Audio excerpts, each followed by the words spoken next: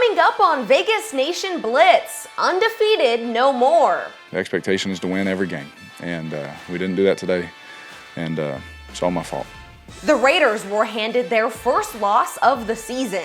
We've had some tough overtime victories, and we fought back to put ourselves in position to make a dramatic comeback tonight.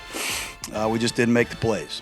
We'll break down what went wrong versus the Chargers right now on Vegas Nation Blitz. Powered by the Las Vegas Review-Journal, this is Vegas Nation Blitz. Presented by D&R House of Diamonds, making luxury affordable. Located in the One Summerlin building in downtown Summerlin. Welcome into Vegas Nation Blitz, where we bring you all of your Raiders fast takes and smart coverage. I'm your host, Cassie Soto, here after the Raiders' first loss of the season, falling 28-14 to the Chargers on Monday night. The Silver and Black with only 48 rushing yards the whole game. Let's go ahead and get into this one. Our top stories are brought to you by Capriotti's. There's no better time than game time to score party favorites. Order online to get Capriotti's party trays, box lunches, or large subs for the whole crew. It's better now than later, I think if anything, this hopefully wakes us up a little bit. I think we needed to start a lot faster, if I'm honest. We started the season great, but we don't start games nearly good enough yet. And I think that's something that we need to be better at. You never want to lose, but it's hard to win in this league. But we'll see him again. Raiders beat writer Vinny Bonsignore here with me now. Vinny, as we just heard from Raiders quarterback Derek Carr, one of the biggest problems this team has had is dealing with slow starts, and we saw that again on Monday. The Raiders having to claw their way back from being down 21-0. They put themselves in holes early on in games. Vinny, how do they address this? It's so funny because at the very end of last year, Derek Carr went on not a rant, but like on a 5-minute, just got on his soapbox talking about how the Raiders got to figure out ways to finish practices, finish seasons, finish games, finish. I think they took that so much to heart that they forgot about the starts. You got to start good too. So they need to get it back to starting well. And I'm not quite sure how they go about it. The issues that they have on the offensive line right now, the inability to run the game, to run the ball effectively, it really does hurt them early in the game. And it takes too long for that offensive line to kind of get things figured out on what the other defense is doing and how to address it and how to attack it. And by that time, as we've seen in 3 of the 4 games, they're down 14-0. They're down 21-0. And it's hard. First of all, it takes a lot of energy to fight back. Then you got to hope for breaks. And you got to hope that you're putting way too much pressure on your defense to hold the fort down. It's just not conducive. And so they got to get that fixed in a hurry. How do they do that? I think, number one, they got to get better play from the offensive line, whether it's how they're scheming it up, guys getting better individually, guys growing as a unit. But they have got to get that figured out in a hurry, because being able to run the ball and protect Derek Carr would go a long way toward getting this team off to quicker starts.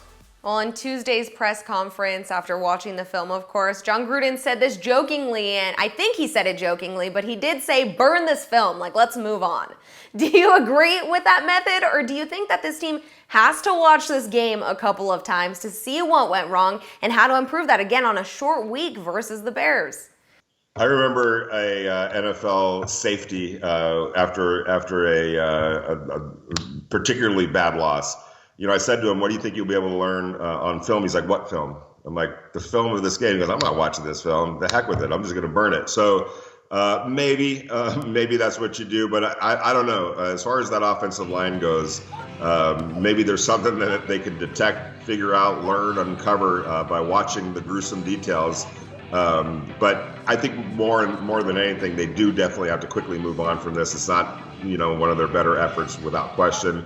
They did show some mental toughness to fight back into the game, and they had an opportunity. They were at the 30-yard line of the Chargers in the fourth quarter with about 6 minutes left, with a chance to tie it up. So that's something, if you're the Raiders, you focus on that, and never quitting and staying in games. But first and foremost, they got to figure out a way to flip it so that they're playing the way they normally do in the second half in the first half. Around the League, sponsored by Pirate Plumbing, the masters of disasters. Hey everyone, it's Heidi Fang, and I'm joined here with our NFL and Raiders writer, Adam Hill. We're at SoFi Stadium, where the Chargers just handled the Raiders and gave them their first loss of the season. Adam, what does this mean for the AFC West and how things stack up now? Yeah, a much tighter race. The Raiders had a chance to kind of take control of the division a little bit, be the last of the unbeaten teams, put a little distance between themselves and the rest of the division, and for later on in the year, have that tiebreaker heads up against the Chargers, at least until they meet again back at Allegiant Stadium. But they didn't do any of that. They came into SoFi Stadium, they had a terrible first half, couldn't overcome it, and they get the loss. That's big for the Chargers, who now have their own head up in the division. They have that tiebreaker over the Raiders now. They're 3-1. There's a three-way tie atop the standings. None of those teams is the Chiefs. They are still the favorites to win the division. I think they're the best team in the division, but it's a lot more interesting now. We see those three teams at 3-1. The Chiefs came back at 2-2. The Broncos maybe aren't so for real. We saw that this weekend as they kind of came crashing back to earth a little bit. Teddy Bridgewater got hurt. The Ravens came in. The first good team they played against didn't look great. But those other teams probably are in it till the end here. That Chiefs defense is probably going to lead to a few more losses. The Raiders, we've seen a little bit of inconsistency. The Chargers, we know, have been inconsistent in the past and have showed a little bit of signs of that this year as well, maybe some vulnerability. So I think this is a tight race until the end of the season, and the Chargers right now have a leg up with that division victory. You mentioned Teddy Bridgewater, and now Drew Lock will probably come in here and lead this team. How different will it look under Drew Lock? Yeah, we'll see. I mean, Drew Lock can make really, really impressive plays. You watch him play. For most of the game, you're thinking, wow, why is this guy in the NFL? And then all of a sudden he has a great throw downfield. You say, oh, that's why. You see that talent, that flash of talent, hasn't been consistent enough. We'll see if he does get the opportunity. Bridgewater may not be out for too long, but if it is Drew Lock in there, you have to be aware for those great plays here and there. But I don't know if he's consistent enough to take the Broncos very far in this division race. Great stuff there, Adam. As always, there you have it for this week's Around the League. Vegas Nation Injury Brief, sponsored by Knockfee Injury Law. The Raiders are still feeling the effects of Monday night's loss as multiple players were banged up in that game. It was made official that the team will be without running back Peyton Barber for an indefinite period of time after he suffered a toe injury versus the Chargers. On the bright side, the Raiders could see the return of running back Jalen Richard soon. The veteran has been on IR with a foot injury since the beginning of the season, but has been seen at the last few practices. As far as the defense goes, cornerback Keyshawn Nixon made his return to practice for the first time this season on Wednesday and has been designated to return from IR, a welcome sign for the Raiders secondary after both Trayvon Mullen and Damon Arnett left Monday's game with injuries. For additional depth, the Raiders have signed cornerback Brandon Faison from the Chargers practice squad. DNR House of Diamonds is Las Vegas's elite private office jeweler, the perfect bridge between internet pricing and a traditional brick-and-mortar jewelry store. We specialize in loose diamonds, natural and lab-grown, engagement rings, fashion jewelry, custom design, and jewelry repairs.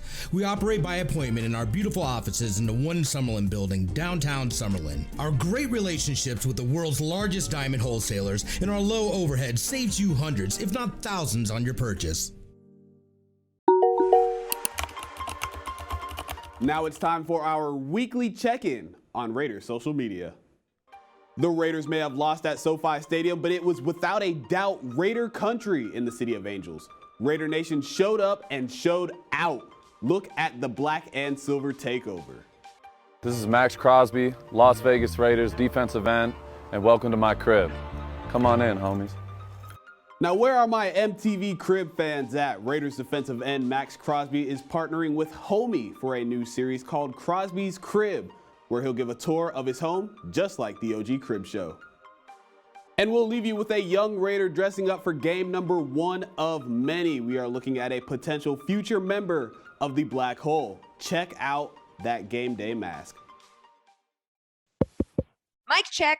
It was great. It was great. It's always great to have the support of the Raider fans, and we're sorry we let them down, but we cannot come out and take that many punches in the first round. And, I'm proud of our guys showing the toughness to get up and keep fighting, but that was ridiculous tonight. They got on us, and they got after us in all 3 phases, and we found a way to make it a football game and give ourselves a chance, but it's just too hard in this league against good teams.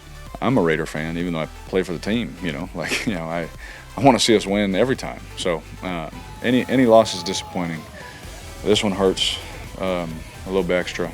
but they can blame me. They can put it all on me, and if they want to chant MVP when I come running out, then they can get mad at me for this one. Vegas Nation, the road ahead, sponsored by your Southern Nevada Toyota dealers. Toyota, let's go places. Sports columnist Ed Graney joining me now. Ed, I asked you last week if the Chargers were going to be the biggest test for the Raiders, and I think they proved to be just that. I guess your nickname is Nostradamus now because you picked what was going to happen here. Yeah, they were the biggest test by far. I think they're the best team they played by far. I think the Chargers are really, really good. They're excellent in a lot of ways. Now, look, the Raiders didn't play well. We both know we were both there. No yards, no first downs after the first quarter, 51 yards at half. That's not good enough. They have a ton of problems with their offensive line right now. But, yeah, they proved to be their best test, and they came in there, and the Chargers were the much better team. So now the Raiders have to pick it up on a short week and get ready for Chicago. Well, losing is never really good, right? But is it better for the Raiders to lose right now, to lose early in the season, than to have sort of that weight of being one of the last undefeated teams on their back? Yeah, I never buy it because they're NFL players and they never want to lose. I mean, you don't want to lose any game in the NFL. That's maybe more, you could tell a high school kid that, or maybe even a college kid. But the NFL is all about winning. That's all these guys are paid to do. So any loss is a bad loss. I know Derek Carr afterwards said, hey, maybe to wake us up. You don't need to be woken up. You play in the NFL, you only get 17 of them. So it's a loss. It's not a good loss because there's no such thing, but you just got to turn the page, put on the film, and try to get ready for the Bears.